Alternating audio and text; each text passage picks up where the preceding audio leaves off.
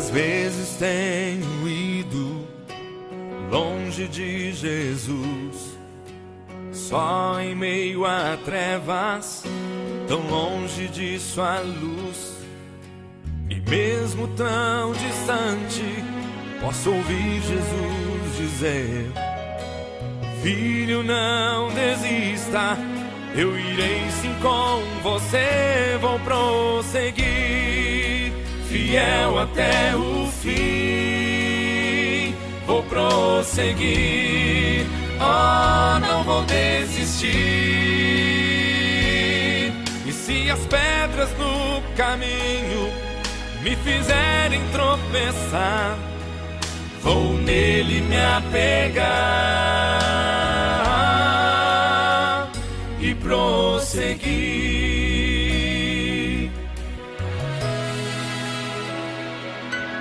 O inimigo sempre lança seus dardos contra mim, lembrando as minhas falhas e o quanto fraco sou. E então eu me ajoelho e recebo mais poder. Então eu sigo em frente, disposto a vencer. Vou prosseguir, fiel até o fim. Vou prosseguir, oh, não vou desistir. E se as pedras no caminho me fizerem tropeçar, vou nele me apegar e prosseguir.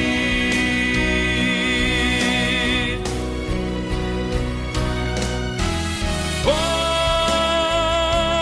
sempre em frente, com Jesus. Não importa o meu passado, lá na cruz me perdoou, redimido, lavado eu sou. Vou prosseguir, fiel até o fim. Vou prosseguir, oh, não vou desistir.